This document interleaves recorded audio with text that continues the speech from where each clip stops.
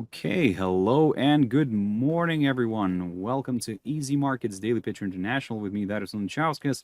And I can see that you cannot see me yet, so just bear with me one moment. We are having a special session today once again.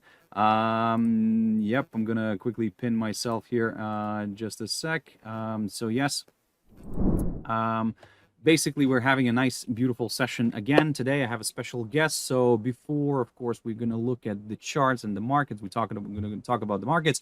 Let's quickly have a read through our risk disclaimer. So yes, where is that? Where is that? Let me just double check where it's that exactly. There we go. The content we produce does not constitute investment advice or investment recommendations and should not be considered as such. This material should not be taken as an invitation to acquire any financial instrument or product. Look, I'll give you a few seconds to read the rest, and I'll take a little pause, and I'll be right back with my guest. Just a sec.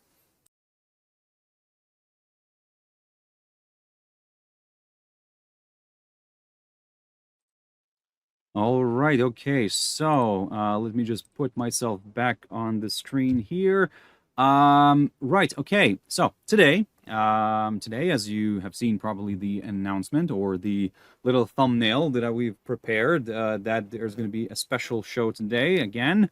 Again, I'm having a wonderful guest with me today. So yes, today I do have one of my good colleagues, one of my good friends, Cristian Delle Fratte. So I hope I am pronouncing your surname correctly, Cristian. Cristian, if you can just show yourself right now.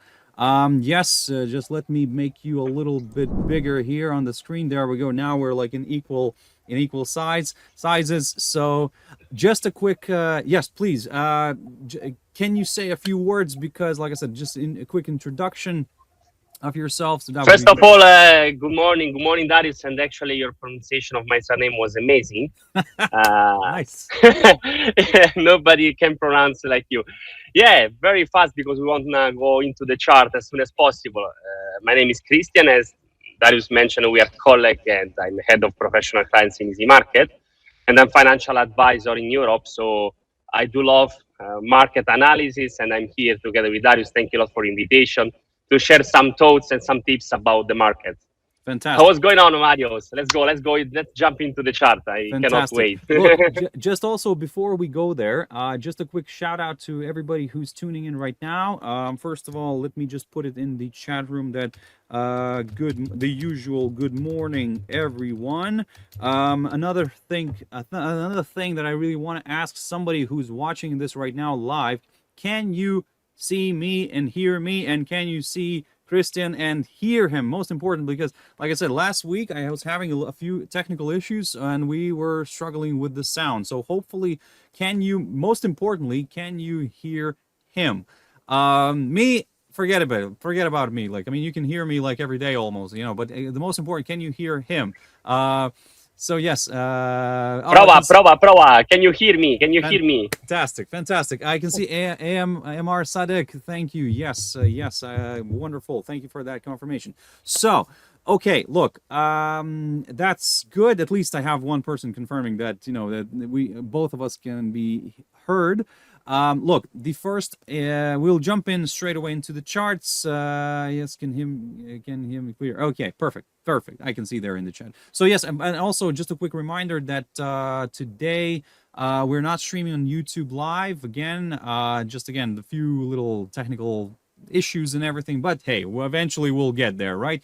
Right, like I said, guys, so now let's see what's happening here in the markets, and let me just start off with sharing my own screen very quickly here. So right, okay, look, I want to pick up the first one at Nikkei 225. Can you see, Cristian, can you see my screen? Yeah, I do. Perfect. Perfect, perfect. So basically, the first one I want to pick up here, as I said, yes, Nikkei 225. So look, we've traveled nicely to the upside. Asian market right now is one of the top ones to be in, or should I say, not the all Asian markets, but Nikkei 225. So Nikkei 225 did rally, and of course, everybody's excited. Everybody's like, jumping on into the action. However, I wanted to show something here, but look, I'm using Easy Markets chart here right now, but let me just jump into Trading Views official chart here. Let me just pick up on that one. And what I wanted to show you, and this is, like I said, what I wanted also to speak to you, Cristian, about, would, like, just out of purely maybe technical perspective. So if we look at the chart, let me just maybe zoom in here, and let me put the monthly chart. And what's interesting here, we are now approaching, we've briefly visited the area around the 38,000 mark, and now we're approaching the 1989 all-time high, or in general the all-time high, which was reached at the end of 1989 and then in the beginning of 1990. So this has been quite a significant rally. I mean, this, I don't know. Of course, there's more upside. It seems like we could go for another all-time high. Could be. But again, I don't know. What do you think? What do you think, Cristian? I mean, is this like a good possibility for this one to rally further north? Or, what do you think in that sense? Darius, I believe that all the indexes has space to run at least for February Yeah. and beginning of March. Looking at the chart, I can see that actually the double top is on the line, and due also to weak yen, of course, this index rally in the past. There is a risk on now in the market, so I would be very surprised not to see at least a double top. Of course, you know that it's always a bit dangerous to enter in a position after such a rally. Exactly. And once again, I believe that we could have space to go, but I will be very careful to enter in the market at such point, because anyways, a correction may happen in the next months, and I do believe in all the indexes will happen. So once again, must be very, very careful to enter in a market which can give maybe 2, 3, 4, 5%. But after a rally, that in this case was a double-digit rally, or even more actually, so Yeah. even triple-digit rally. So yeah, I do believe we will reach double top, but I also believe we are ending this beautiful rally in all the Yeah. index all over the world. I mean, I agree with you. Of course, everybody's right now sitting on their hands and kind of thinking, when we can finally when we can short this market. But I'm really, like I said, at this point, I'm very, like, careful as well. I mean, I think everybody's careful, actually. I think you're not surprising anybody when you're saying that you're careful right now, because yes, everybody sees the same problem, that yes, we're going higher. Yes, are almost at the all-time high here. We're near the all-time high. And to be honest, from my side, what I'm kind of expecting here maybe is like to get a little push higher, create a new all-time high, show that, oh, we're willing to go further, up, and blah blah blah. And this is where maybe some people might start feeling again positive that, hey, we're gonna go further north. But then yes, I mean, this idea of a double top, well, the only problem with this double top idea is, like, we have a very, very wide territory between the two heads, so, like, between the two tops. However, am I saying that this might not happen? No, of course, everything can happen in this world. Everything can happen. But look, with this one, I mean, this is straightforward. This is clear, because this is, like I said, it's rallying. There is a little bit of a room for a further move north. And by the way, the top here was around just a little bit below the 39,000 mark. Okay, like I said, it would be really interesting. We've reached the 38,000 mark. Now we can, let's see if we can reach the 39,000 mark. But that's on the index here. On my on the futures here that we have, it's a little bit different. We're already a little bit above that, so above the 38,000 mark. So, but that's the futures that we're talking about here, and I'm looking at the futures here on my charts as well. Look, let's straight away jump into something like Dow, because yes, today we do have inflation, right? This is what the market. What's your thought? What's your thought on that? Look, it's quite interesting the data today because everybody's expecting the inflation to go down Mm, because actually the pattern is this one. I mean, the last few months we experienced a downtrend in inflation, but on the other side there is also uncertainty about it because all this situation, geopolitical situation, also in the Red Sea, price are keeping going up on that field. I mean, on the shipping mode. So, of course, I expect a data in line with expectation. Will be it enough for the Federal Reserve to cut their interest rates on May? I don't know. I don't know. I will be very much prudent. For me, Federal Reserve will continue to monitor inflation, and only if we'll have a big data that will diverge a lot from the expectation, we may experience decrease on interest rate on May. For March, I don't think is absolutely in the table after the release of such a big number in on-farm payroll. So I do expect the data, let's say, near the forecast. But anyways, how the market will react, this we'll is the see, of course. question. Yeah, yeah, totally agree in terms of March. Yes, March. I think that's everybody. It's off the table, and in general, it's really nice. I mean, I've repeated this already in my previous shows, and it's very interesting how the Fed kind of created itself a tool for controlling the stock market in this back in December when they said that, oh, by mid 2024 we're expecting like 4 rate cuts, right? I mean, and this is like where the market like kind of, ooh, let's rally, great. Because now, for example, if they want to calm down the market, they just need to say we're not going to cut. And without even, let's say, saying, oh, let's raise the rates. No, they don't need to say even that. They just say we don't need to cut, and they can control the stock market this way. So when we heard the news that they're not going to cut in January, and then now they're not gonna cut in March. We had a few like little pushes back down, but the only thing is that where's that chart? The thing is that it's still kind of, the market still adjusts. Still, everybody's in that mode that, hey, we've been here, we've done that, we've seen there's like these obstacles, but nothing is happening. In a way, everything's staying the same. So if we have been rallying before when everything stayed the same, so why not to continue to rally? So at the moment, this is like what I'm saying. And of course, yes, we're going back to the previous point which we said about the being cautious right now, because I mean, I don't know what to buy right now. Like, even let's say all your Nvidias and all your other big companies, right? I mean, Yeah, okay, it's a total bubble. Also, Nvidia. Nvidia. I e- mean, guys. I mean, need to exactly. be very careful. It looks like a lot Cisco in 2000 to me. And by the way, about the indexes, Darius, my opinion is that we have still, let's say, 2-3%. We can go higher before, let's say, end of March. But we need to be careful because who is following, for example, gun theory, they know that there are many long-term cycles that are ending in the middle of March. It doesn't mean that the market will fail and will go down massively, but it's very important setup. So if I see how strong was the rally in Standard & Poor, we touched around 23% without any retracement. 23% up in the last month without any significant retracement. You mean from October, I do from the end of October? You from mean? October. Yeah, exactly. Which is really a massive wave. And in the past, when we have such a wave, if it becomes even more extreme, it's dangerous. It's dangerous. And as I told you, I still see maybe a possibility for a 2-3% uptrend, like 5,150 or 40,000 in Dow.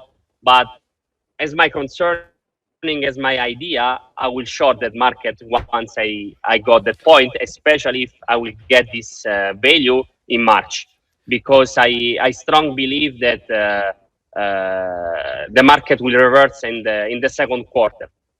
Well, look, I mean, from my side right now, from the shorter term perspective, this is what I was talking about yesterday with in my show here.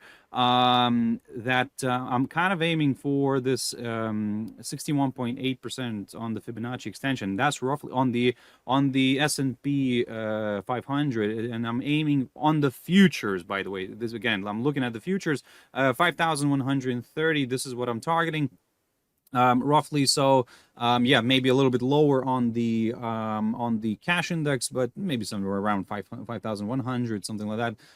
But yeah, I'm taking from the basically from the lowest point of March of 2020 to the highest point of January of 2022, and then to the lowest point of 2022. And basically, this is what I'm getting on the Fibonacci extension. I'm getting that 61.8 roughly around here. And to be honest, I do like that area, but again, this is, I think that, well, this is where we need to kind of slow down. And when you said like what 23%, let's from at the end of October, so basically that would mean exactly what you said. And this is I like when we measure things differently, but we still come to the same conclusion, because when you said that it's like 23% already Exactly. gain, and now it's another extra 2% or something, 1.6 roughly right now, right, something like that. So another extra 1.62% on top up until this level, quite reasonable. Let's see. Let's see if we can reach that. Of course. By the way, what do you think about the inflation? Once again, remind me again. Inflation number. You think it's going to be around expectation, right? Right. I believe it's gonna be around the Okay. expectation, because anyways, I don't expect a much difference from the forecast, Mm-hmm. because I don't think something happened that the forecasts were difficult. So I expect around three, the number Around three. around three. Yeah. Yes. I'm kind of leaning with you actually on this one. Obviously, the one and the core around 3.7 as predicted actually. Mm. Yeah, I mean the core probably I agree with you. I'm actually with you on this, because the core could remain around 3.7, something like that, but the headline, yes, I'm thinking that it might go. I would think it might come out somewhere in between the 2.9, the forecast, and the 3.4 previous. So somewhere in there, I think, because Yeah, around 3.1 also. I mean, I believe it's going down, but I would not be surprised to have a data number slightly higher, like 3.1. This is what I expect. yeah, Last things I want to say on the Standard and Poor, if you check the performance of the Standard and Poor from the beginning of the year, I believe we are around 5-6%, which is much higher than the forecast for whole the year. So uh, if we think about how much the Standard and Poor already performance, it's much higher than what they believe, and also many forecasts of when, I mean, where the Standard and Poor will be in the end of the year. yeah. Many big companies, they say below 5,000. So actually, once again, we need to be very careful, because we are at such value that most probably in the beginning of the year, there is not so much chance to stay higher. This according to the forecast of the big boys like JP Morgan, Morgan Stanley, Hmm. Deutsche Bank. So we need to be really careful, because I believe that now the market is quite in euphoria.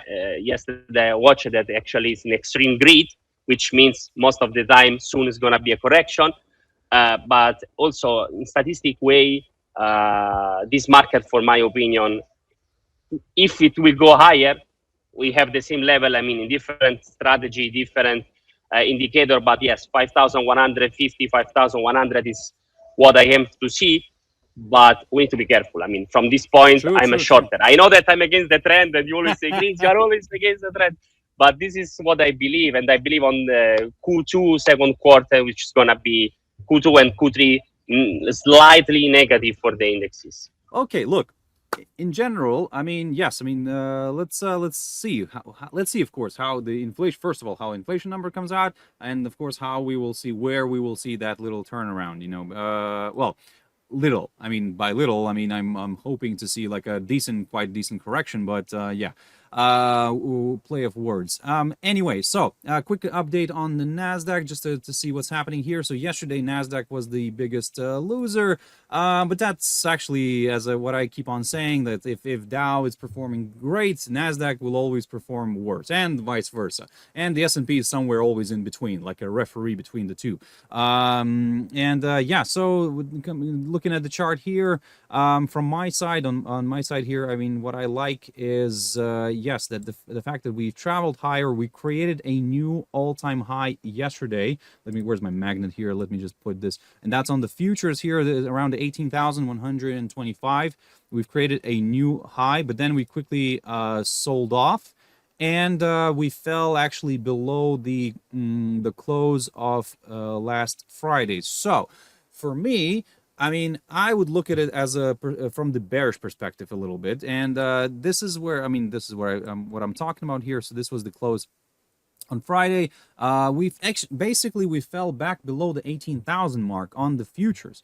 Now, should I say that, oh, suddenly everybody, let's throw in the towels and let's start panicking? No, not yet. We need some sort of more like clarity on this one. Maybe, like I said, maybe inflation. Excuse me. Oh, excuse me, a little bit dusty today, right, Christian? Yeah. Yeah. Yeah, it's very, very strange weather. It's too much dust, I think, today. But anyway. But yeah. So like I said, it fell back below the 18,000. Let's see if it can, if the inflation number can actually, come out. Let's say much high. If it comes out higher, much higher. Now this is where we could see maybe the stock market actually.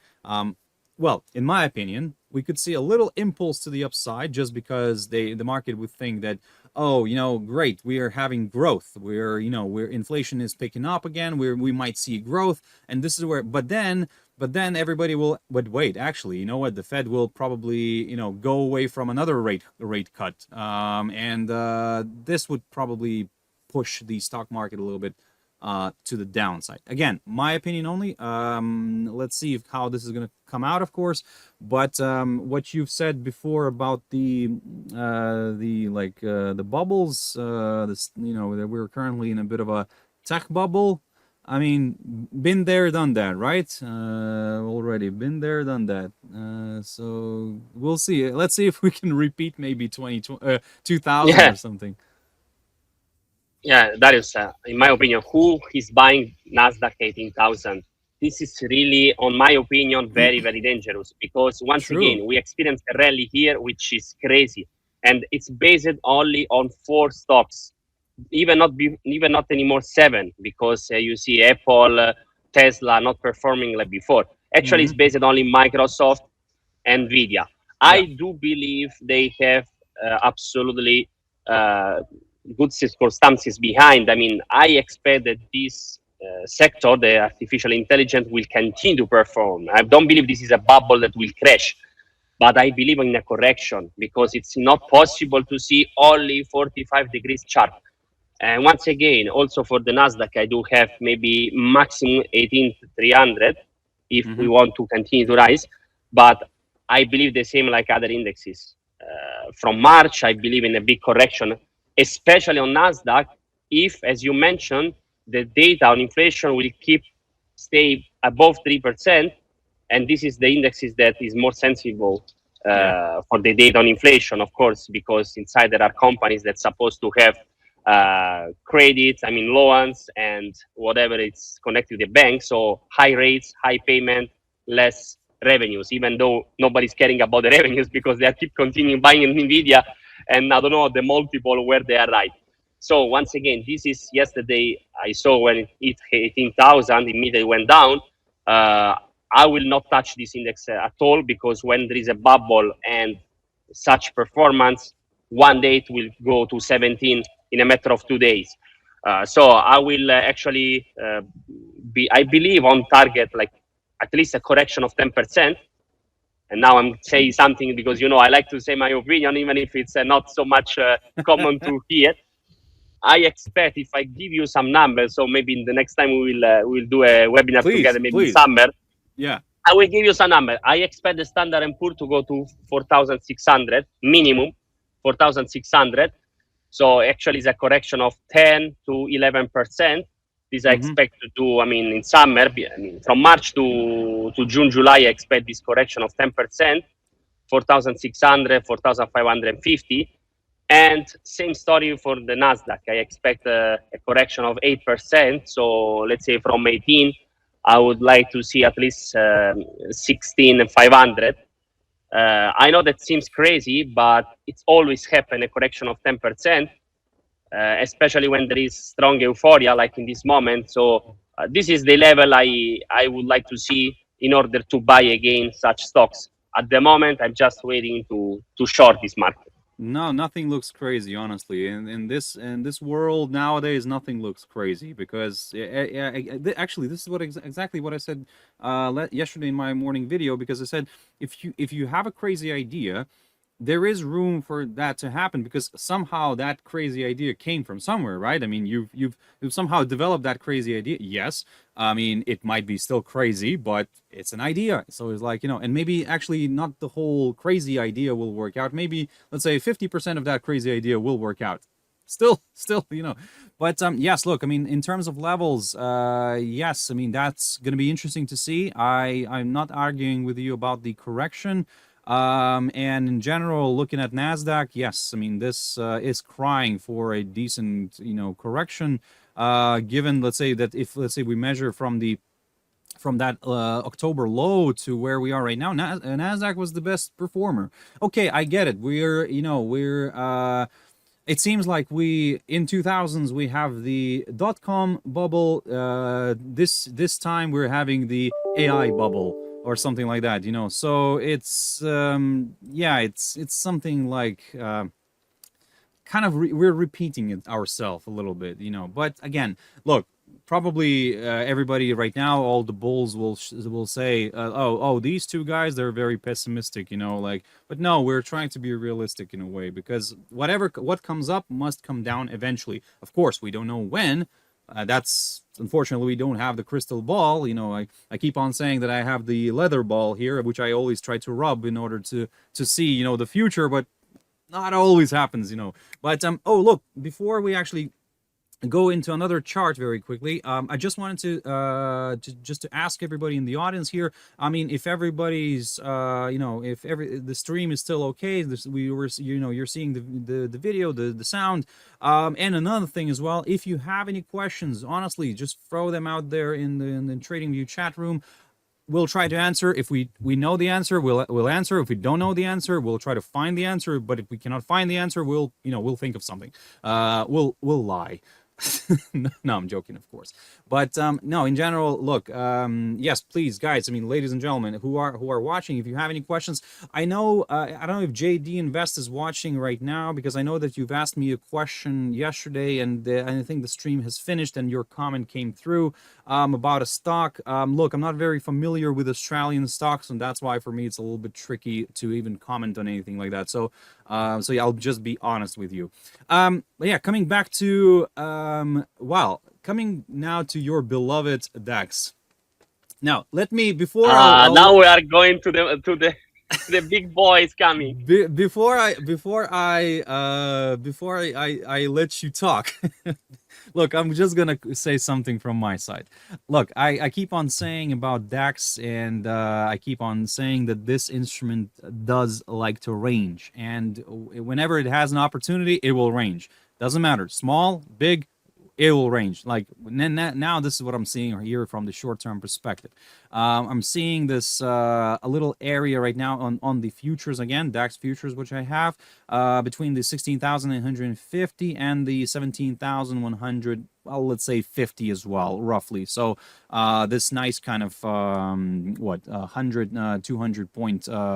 200 point range right now where we're stuck in this one I'm talking about. So in a way, in DAX terms, I would say that's a relatively small range, a very narrow range. So if it drags for quite a while, then I'm expecting a decent breakout here. And again, from my perspective, from my kind of technical analysis, And well, from the technical analysis, from the theory in general, when you have a range, you look at the prevailing trend. The prevailing trend is to the upside, so this means that there is a chance for this one to break out higher at some point. So, but again, in terms of higher, I'm not saying that suddenly we will, up and away go higher. No, it's I'm thinking just of something like another, another like maybe 200 300 points, and then I'll have to calm down a little bit here, because again, if I do apply my beloved Fibonacci extension here,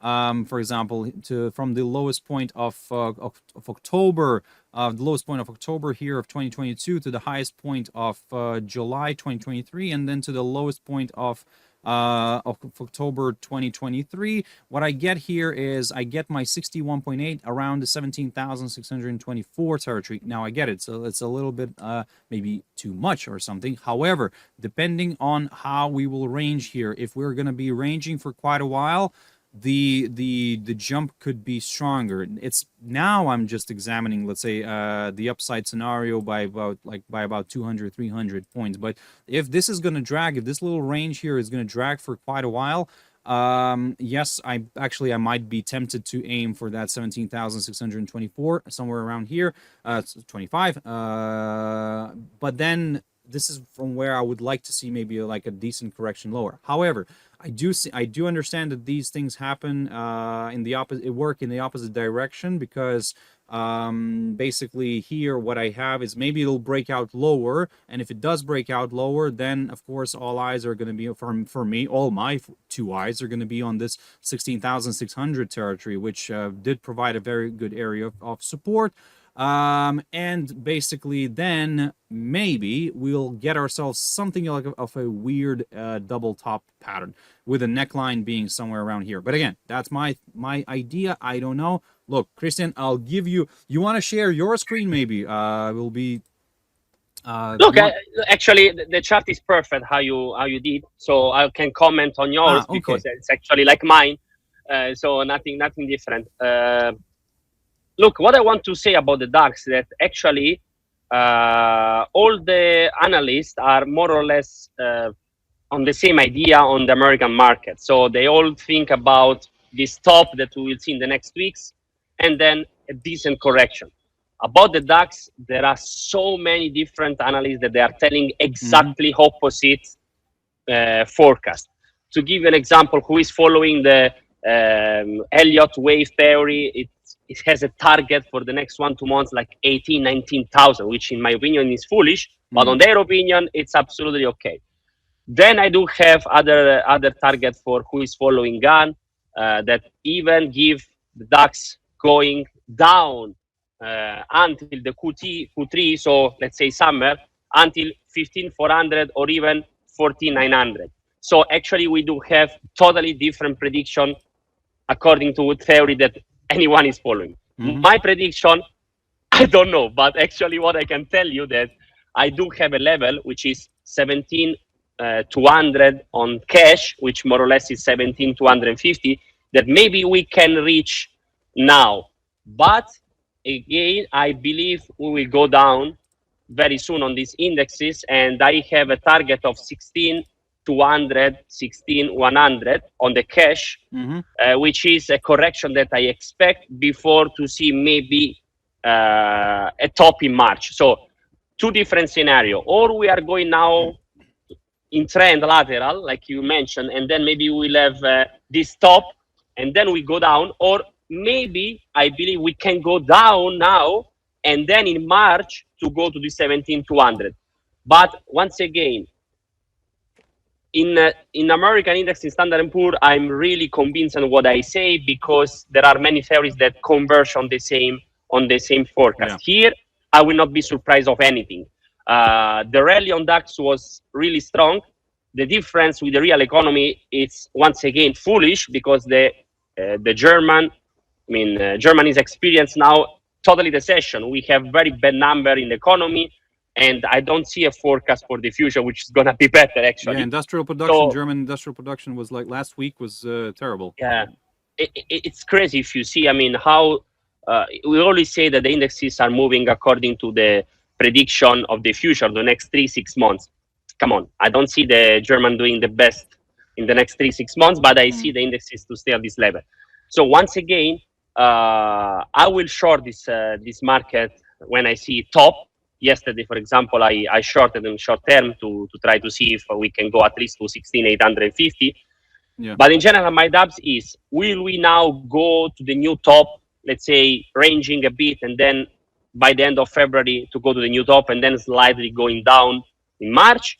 Or we will go now in a retracement and then we target in March new time high, and there we can go down. This is a bit difficult.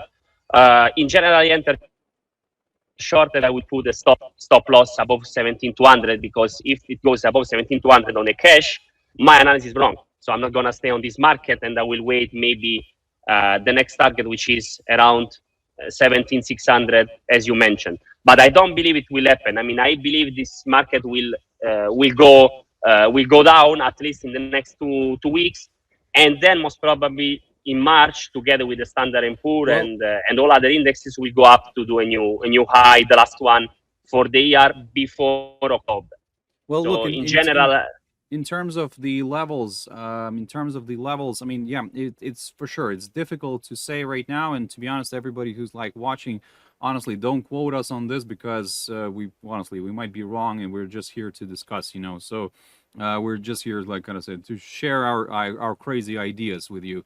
But, our ideas, of course. Yes, so, but in terms of, yes, I and this is where I keep on saying as well to people that wait, whenever we start ranging, just wait, honestly, like, don't try to predict the market, wait for the breakout to happen, just keep on monitoring. Whenever we start getting closer to one of the sides of the, let me just zoom in here a little bit, one of the sides, for example, of this range here, yeah, just kind of, this is when you start like looking about, like examining, where's that box here? You start looking at something, what could happen, and just be patient, be cautious, and if it starts clearing one of the sides here, and most importantly, not only just like quickly breaking out, no, if it stays at the end of the day outside of this box, then yes, this is where you can start already looking at the next short-term directional move. But if it just breaks out, I mean, you'll get yourself a false breakout, you'll be very unhappy because it will stop you out, and it'll go the opposite direction. So just kind of, I would say, wait for this one. It will provide its fruits.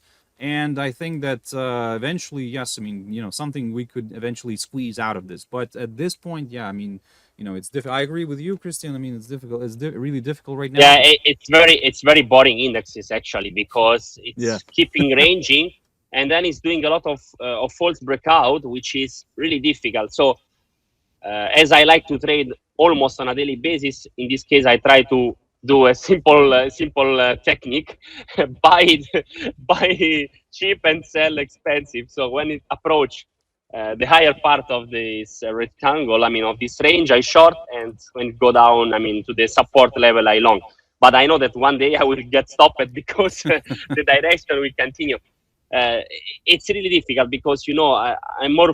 I mean, I do technical analysis. I really like, but I study as financial advisor, so I always keep looking at the economy, and really to see these indexes in this condition, it's against my concerning my idea of economy. And okay, in America, I understand we have experienced a big rally because the economy is still doing very well. But how these indexes, it's on the top and keep continuing to range, while the situation in Germany it's worse and worse.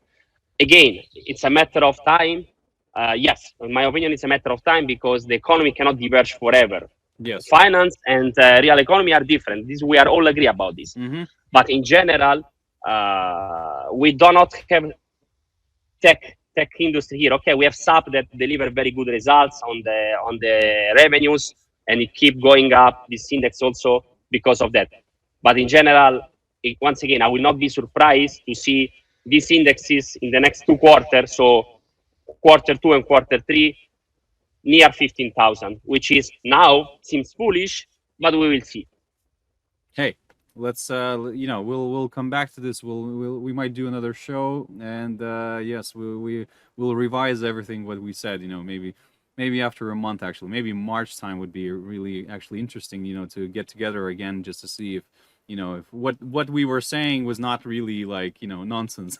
So it's like, but anyway, look, what do you think if we jump in very quickly into US dollar index, because we're staying on in the indices for now. So yes, let me just apologies for a bunch of lines here, because this is very untidy, and I think I overdid it with all the lines, but I'll explain what I did. Overall, you just have to focus on these two, which I have, right? The downside line, which is drawn roughly from around the highest point of September of 2022, and the this upside line, which is drawn from the lowest point of July of 2023. So basically, overall, I would say we're kind of getting into a bit of a squeeze. Now, from the shorter term perspective, we are continuing to climb higher. We're trading above this steeper upside line drawn from the low of the 28th of December, so of last year, of course, and we're pushing higher. Now, yesterday I was talking about this as well, and I was telling everybody to look at this little kind of idea. Yesterday, it looked like a triangle pattern. It looked like a descending triangle pattern. And as I said, according to all the TA rules, these patterns tend to break to the downside. However, I said as well that, look, maybe this is not going to be a descending triangle pattern. Maybe this is going to be more something like a bullish pennant or something like that. And because, okay, the pole is not very attractive, I get it, but still a pole. And maybe this little, little pause here was just a little pause before another push higher. And yes, we're breaking now the downside line. So in general, I'm kind of still leaning to the upside on the US dollar. And this is what I kept on saying last week as well. I'm still positive on the US dollar, but only in the near term. In the near term, I'm targeting this 104, actually 100, closer to 105 territory. And especially right now, if inflation starts picking up again, well, we could see US dollar, like I said, traveling nicely to the upside. So, of course, there are some more upside for this one further on the line, further down the line. But at this point, I want to try to keep it short and simple. And for me, if I do start seeing this one popping somewhere above this 104.26 zone, approximately around here, then yes, I will go for that downside line, which I've talked about in the beginning, this long-term downside resistance line. So, Cristian, what do you think in terms of the US dollar? What's your thought on the US dollar? Look, in general, if we are looking to the seasonal tendency of the dollar, January is the best month ever, and February and March are slightly positive. So I do believe also this year this pattern will be confirmed. So I do expect to see, anyways, the dollar that will continue to strengthen in the next weeks. Of course, the big movement is January. So in January we saw a big movement for the dollar, and now most probably I will see some small range, but once again in a positive way for the dollar. Also for the dollar, I think that usually the seasonality change totally in April. So April is a negative month for the dollar. Which one? April, yes. April. I can share my screen.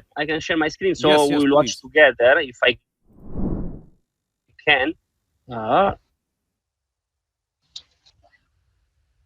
Okay, great. So this is actually the performance of the US dollar on the last 20 years. In January, it's the best month. So it's the green one. It means that it's the best months ever. And then you see that February and March is gonna be positive, the same, but much lower positive. And then April, it's the worst one in the last 20 years.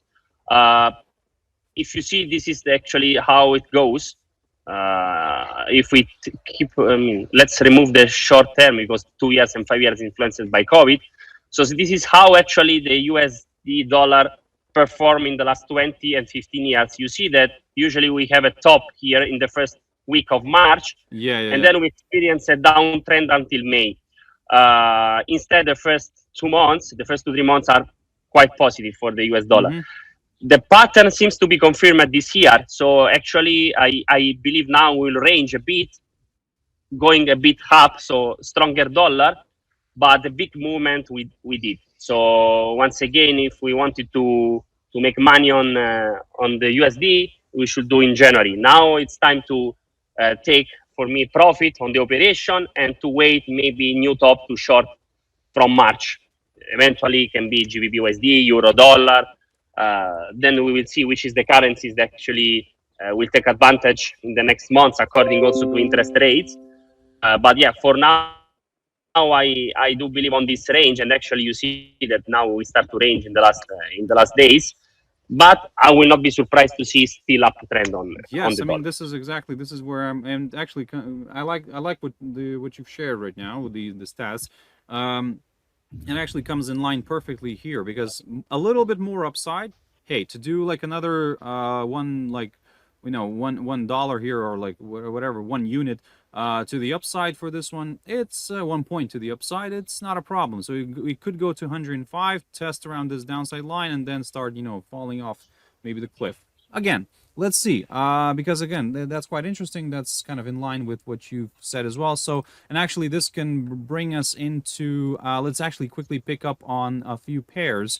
USD JPY, for example. So far, so good. I was talking about this one in my previous shows, and basically, I was kind of saying that, look, if we do pop above the 148.80, I'm leaning towards the upside a little bit. My next target is the psychological 150 level again. In general, I would like to see actually a move all the way back to this Me too. Yes, because it would be really nice to see again, maybe double top, something like that, and then maybe it could go back down. So in general, with the stats which you've shared, that the January is the best one, and January we had a very nice move here, as you can see. Yes, I mean, yep, everything's in line. February a little bit worse. March maybe a little bit more to the upside here. And then you reach that barrier, and then boom, maybe this is where April comes in, and well, actually April would be somewhere around here still, so maybe it could actually reverse a little bit earlier. But again, let's wait and see. Let's not rush into conclusions. For now, I'm just going on this one very slowly, step by step. But first, I'm targeting that 150 territory. What are your thoughts on USD JPY? Look, actually, we're on the same line because I believe we can aim for 150, and I also believe that Q2 and Q3 will be much better for the Japanese yen. So I will trade actually USD JPY with our options in easy markets because first of all, I don't want to pay a swap. If you go short USD JPY long term, you experience big charging in the swap due to the difference interest rate. So once again, if in March, February, or beginning of March, I will see the level 150, most probably I will enter medium-term short on this instrument, but I will use the option in order for me to fix the risk, because, if we'll break 152 and we'll fly, I don't want to take this risk. And as mentioned before, as I don't have any swap cost with the option, I will short maybe 3 months option, 6 months options, and I will try to get, if I see a 150, I will try to get at least the 140 once again. It's an interesting trade, this one. I will study a bit when to enter in the market, because with the option, the timing also is quite important. Yeah, absolutely. Yeah, but in general, I would like to see this 150 once again, 150, 151, and from there with the option, I'm okay, because I can stay 3 months, 6 months in the market. Even if we go much higher, I don't lose nothing more than my premium. But if it will reverse, as I believe, in the second quarter, then of course I will take a big advantage. We need to see also what's going on about the economy. I still believe, I'm not sure 100% to see a soft landing in America. Of course, this sounds crazy foolish to think about recession when nobody's speaking about, but once again, when everybody speak about, it didn't happen. Now that nobody's speaking about, I will be very careful for the quarter 3, Exactly. especially if the interest rates will keep, the message is now, that is, what will change if they will cut 0.25? Nothing. Interest rates needs to come back to 3.5%, 4% in order for the economy to breathe and to have neutral interest rates. But if they will keep until September to stay around 5%, I believe the economy will suffer anyways in Q3, and we can experience some slowing down But once again, this, in order to happen, we need to see unemployment to grow before summer. If it doesn't grow, the unemployment, we are not going to have a recession. Why I'm telling you about this? Because the Japanese yen actually is going to be very strong in case of recession or in case of economy that is slowing down worldwide. So this could help me for for get my target 140 once we get 150. I So can't we will remember. see. It's interesting. I can't remember which the name of the hedge fund right now. That it was like about a few months ago, or actually at the end of last year. Big hedge fund. I think it was it PIMCO or somebody. I can't. They started buying heavily the yen, and well, and this is what they got basically. They got like they were buying it somewhere around 151, something like 52. And then congratulations, they rode the, they started buying it, and I think that maybe they've got rid of it at 141 or something like that. I mean, but or maybe they're still holding it actually. And to be honest, if we suddenly see reports that there are more hedge funds jumping into the yen, and while everything is sparkly, clean, and beautiful, no, sorry. I mean, this could be a nice indication that not everything. And also, there was a report that I did at the end of the year. You can find it in Easy Markets, and basically, where I said mentioned about the U.S. presidential election cycle. So we are at, and normally this cycle is actually seen the worst. Although there are sometimes confusion that the last year should be the best because of for everybody to show that the presidents are doing well, basically, right? But actually, yes, and okay, we are seeing some positivity right now, so there is a little bit of truth in that. But then the stock market actually starts falling off the cliff eventually, because again, the last year of the presidential election is not really a good one. So yeah, and basically it's for the new president to deal with when they're coming into the office, right? So that everybody would say, hey, with the previous one it was much better, right? But yeah, so yeah, that's what I'm saying, and that's what could come in line. And again, this Japanese yen, and another thing, the third option here actually is why, for example, this pair could eventually reverse lower.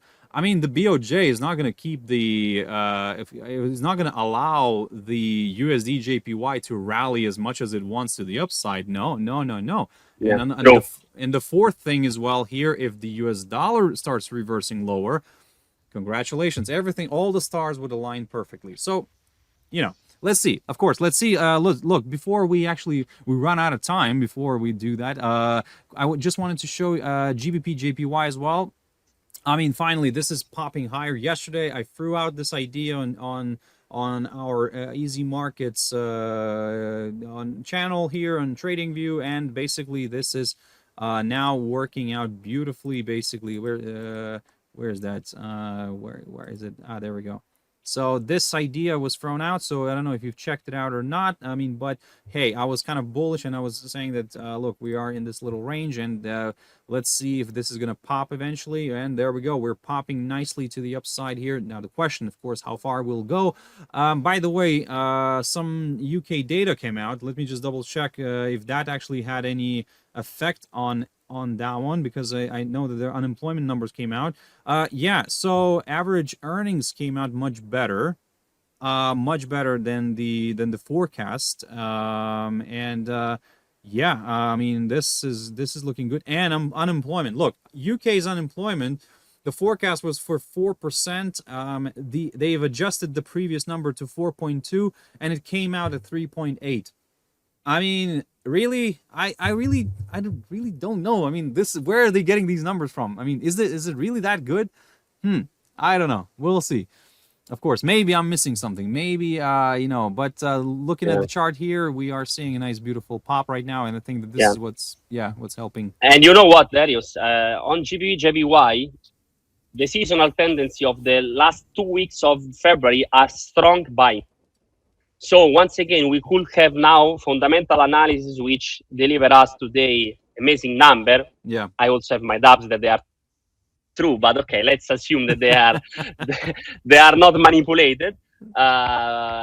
Because I believe there is a kind of situation the central bank that nobody wants to take the first step to down the interest rate, and they are keep continuing to show the good number. But okay, this is conspiracy theory. We keep away. But in general, the 2 weeks of February, the last 2 weeks of February are in the last 5, 10, 15, and 20 years always very bullish on GBP JPY. Instead, from the beginning of March, the situation changed completely. So maybe we could have now a beautiful 1-2 weeks long on GBP JPY. But then once again, we'll be very careful because everything can change, you know. So we can have stocks going down, Japanese yen to get strong. So on this, I like to long now in the short term. But once again, in March, I will not continue to go long on this asset. Yeah, true. I'm not betting against the JPY after March. Yeah, true. Look, also very quickly, and while we are on the pairs, excuse me, coming messages from inside of me coming out. While we are on this one on the currencies, look, Euro USD very quickly, and then after that we will jump into very quickly into crypto, a few cryptos and a few commodities. Okay, if that's okay with you, because again, we're a little bit on the pressurized by the time right now. But quickly with the euro dollar, this is what I was looking at previously, and basically so far in line with the expectation. So I talked about initially before, like when we were still around my EMAs here, I said I'm aiming for this upside line. Yep, we've tested it, we rebounded from it, and then I said to everybody that look, yes, we're seeing a nice little rebound. But if it stays somewhere below my EMAs here, the 50, the 100, and the 200-day EMAs, then yes, I'm gonna still lean a little bit more to the downside. However, I get it, a break is still required. But with the fact that all the the US dollar is still showing a little bit of strength, this pair here, and the euro is, again, the eurozone is not the strongest one right now. So all this is aligning with into this idea of Euro USD actually traveling a little bit more to the downside. In general, I'm going to get a little bit more comfortable with lower levels if we do fall somewhere below the 1.0724, 25, something like that, around here, because a forthcoming lower low will be confirmed, and then yes, I will take it from there. I'll go towards that 1.06 or even 1.05. But at the moment, yes, it's looking a little bit more bearish. I don't know. What do you think on this one, on the Euro USD? On the Euro USD, Darius, once again, we always had the top on the end of December, and this year again, 30th of December, we had 1.1140, which is an amazing short, which was an amazing short I did in the option, once again, because in Forex, I'm using a lot of the options, Darius, in order to decrease the risk. About the euro dollar, usually we have the bottom, so the most, let's say, strong for USD, we have middle of March. January, it's much strong, and we see that euro dollar went down a lot. So now we still have some space to go down, in my opinion, even though we have this week, usually then the seasonal go up a bit until the end of February, and then we have another downtrend in March. Considering the fact that for me the Federal Reserve is not gonna cut the interest rates before May, June, I don't see much difference on the interest rate. So before, the communication was Federal Reserve will cut like 6 times, Europe will cut just 2 times, so Euro will go up because the interest rate will continue to stay.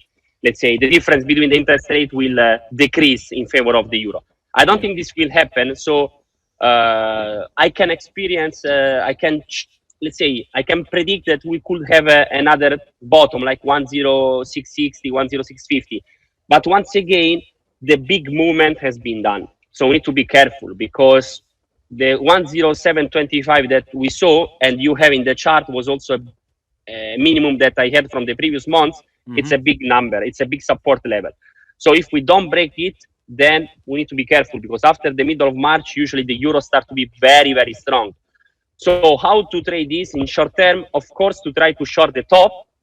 But once again, if we will have a new low below 10725, we need to understand that it's not convenient anymore in the medium term to short such level, because of the technical analysis, of course, but also because of the seasonality of the instrument that usually after the middle of March used to go up for 1-2 months. Yeah. So once again, we are now in all the instrument in the end of the trend, on my opinion. Trend at the start or in December or in October, like the stocks. So when we'll reverse, we don't know. We can just look at the statistic and the previous years, which is not 100% sure will repeat. But in general, once again, the level we touch is very important. We can experience maybe in March another bottom, but from that point, statistically, it's better to long than to short Euro USD. Well, we'll see. Okay, we'll see about that. I mean, how this will play out, of course. Let's see let's see what's gonna happen with the dollar. I think that's what's gonna be the main driver here. In terms Dollar of and the bonds are the ones that yeah, are moving the market. yes, exactly. So you know what? Let's look at some fun stuff. I don't know how much fun this is, but Bitcoin. Look, people are, of course, crazy right now about that Bitcoin ETF. In my opinion, okay, let's let everybody have their fun. Look, the only for now for me the technical picture is this, that I was going on this one slowly to the upside. I said that if we clear the 44,000, I'll go to 46, and then if we clear the 46, I'll go to 48. If we clear the 48, I'll go to 50. And now we reached the 50. Now at this point, I'm actually, I don't know. In general, when it seems like it's either too good to be true, or it seems like everybody's in it. Yes, it might go further north, and look, I get it. While I'm being so skeptic about all this, right, I'm probably missing the rally, right, which I could have, maybe I could have, I could have entered earlier on this one. But okay, look, I was going slowly on this one at the moment. Like, if somebody would say right now, like, okay, would you buy Bitcoin right now, right? I mean, I personally, I don't know. And of course, again, this is not like financial advice or anything like that, because this is like, it's only my own personal feeling and opinion. I mean, for me, when I start seeing a lot of hype on TV about something, for me, that's straight away like a red flag. I don't know, like maybe I'm wrong. Like, okay, this might still go a little bit more to the upside, and in terms of higher levels, I'm seeing something like 52 maybe thousand, good target, maybe 53 and a half, something like that. In general, maybe it could go to 69, 70. Okay, that's fine, maybe, but I don't know. I don't know. Me personally, I'm very cautious about this, and like I start seeing only good news about Bitcoin ETF, and like how everybody likes it, how Washington likes it, and this is what what I keep on hearing. I don't know. Like for me, that's straight away like a red flag. Maybe, like I said, maybe I'm worrying too much, but I don't know. What do you think? Look, Darius, actually, I watched the crypto far because I'm not trading this instrument.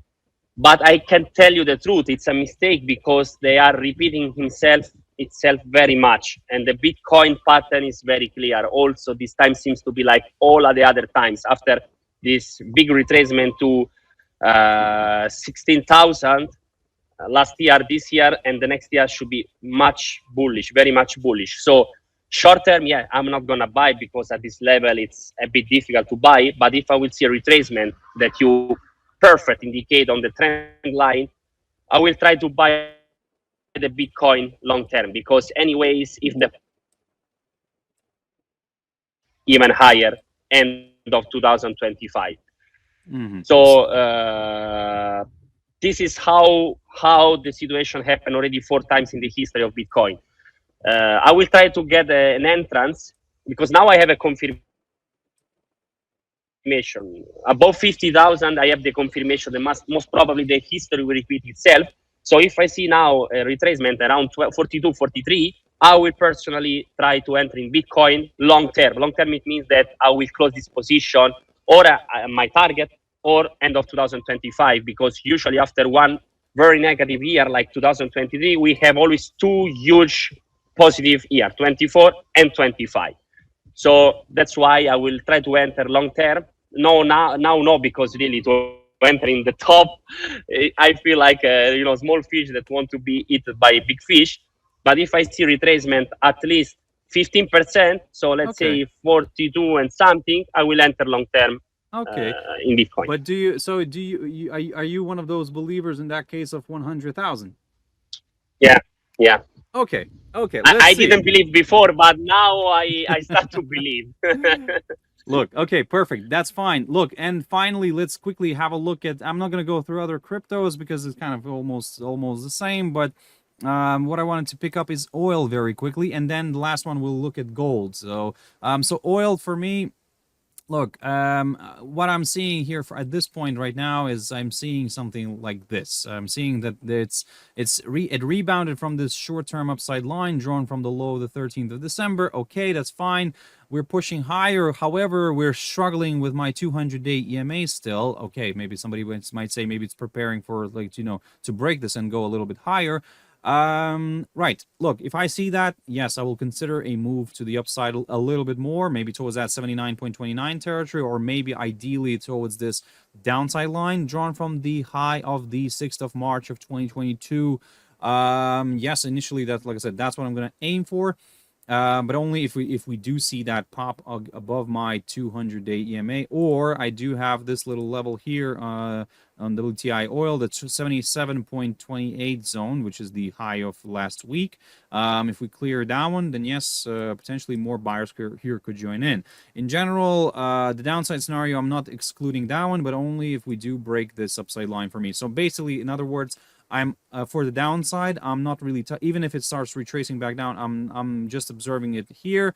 I'm not really touching it. But if it starts breaking the upside line, then excuse me. If it starts breaking the upside line, then yes, I will consider a move lower. But again, that's my short-term view. In overall, I'm bearish. Overall, I'm bearish on oil. But I don't. From the short-term perspective, maybe a little bit of a jump or something like that.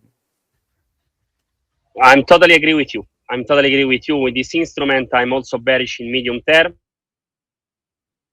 and I would like to see 80 so that I can try to short. China is doing very bad. There is no actually demand from China, or we expect the demand to slow down. I also expect the demand to slow down in other parts of the world. So medium term, I'm bearish with 60, 67 like target, but I would like to enter close to 80. Because and another thing, I also mentioned this in my previous webinars that even though some people think that there are tensions in the Red Sea, yes, but still the production is still ongoing. There's still supply. We still have enough of production happening, and demand actually maybe slowed down a little bit, but then the production did not slow down, and we are still seeing the decent amounts of supply.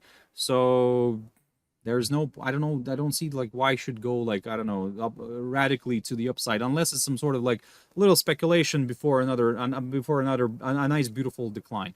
But anyway, we'll see, of course. And finally, look, I want to jump into gold. I think that there's a lot of gold bugs among our viewers who like gold, and look, yesterday we were selling off, and in general, I'm kind of a little bit leaning towards the downside. I'm leaning actually towards that 2,000 mark.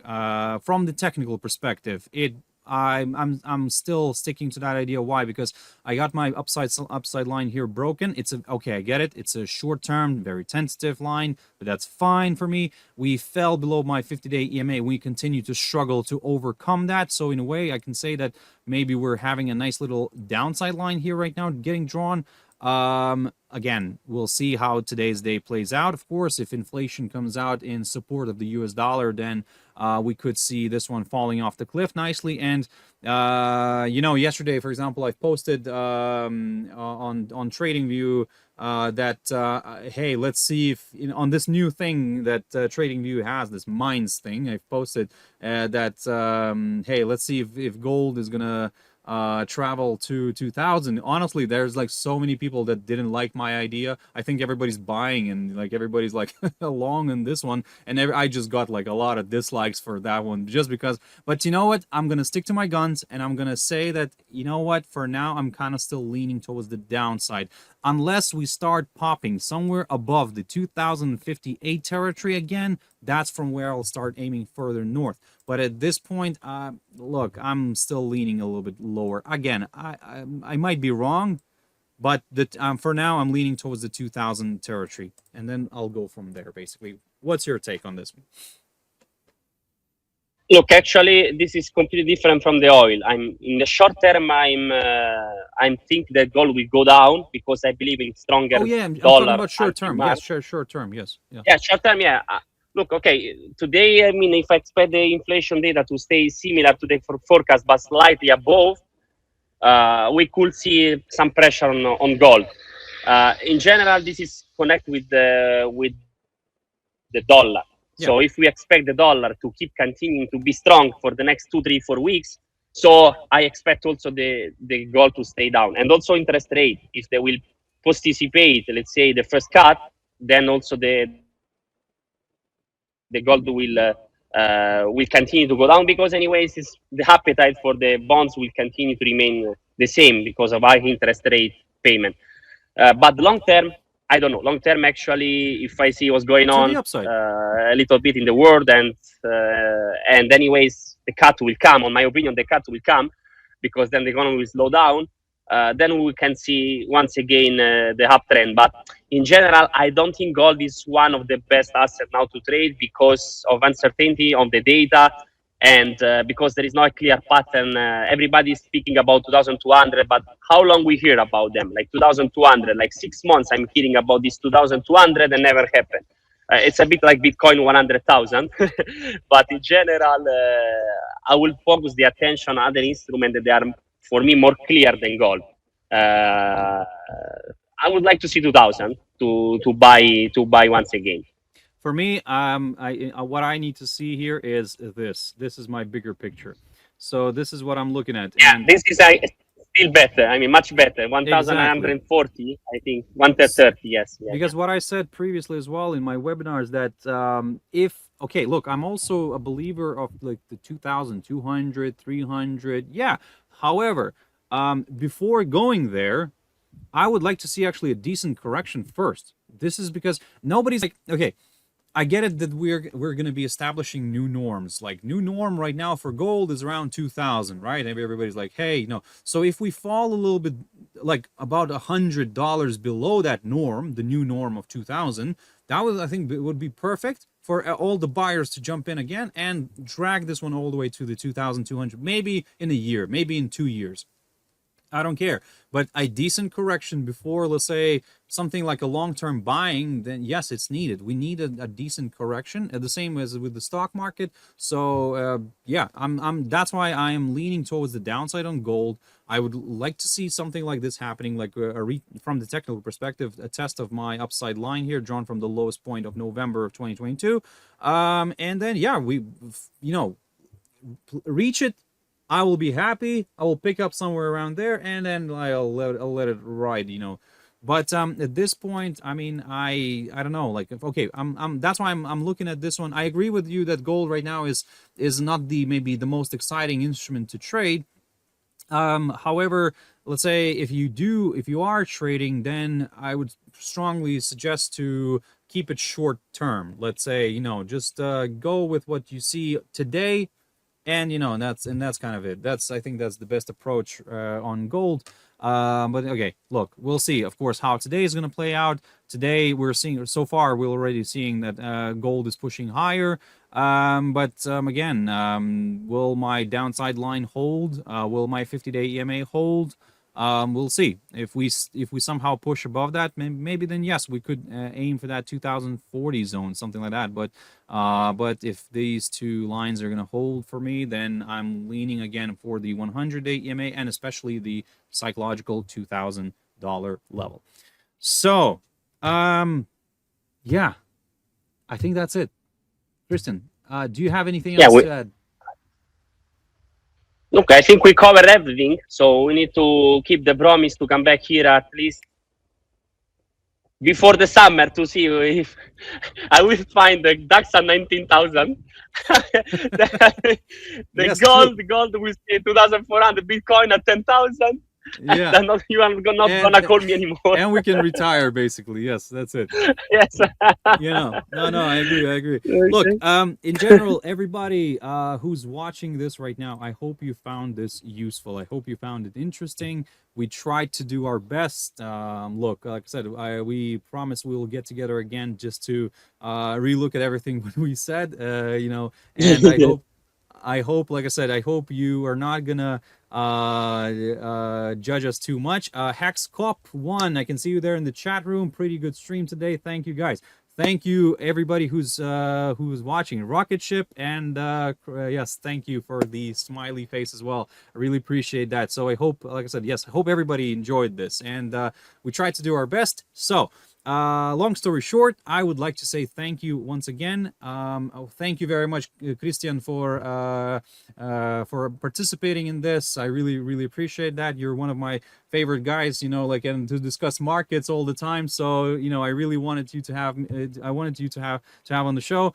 And yeah, so thank you very much. And once again, I will pronounce the surname correctly, Cristian Delle Fratte. So there we go. So that you could give me compliments on my pronunciation. Better than my mom, Darius. Thank you a lot for the invitation, for the pleasant time that we shared. See you in the office. Of course. Thank you, guys, everybody. Thank you, everyone. And right, so yes, bye-bye. And I hope, like I said, yes, I hope you will have a beautiful trading day today. Stay safe. And yep, as always, guys, have your stop losses in place. Bye-bye.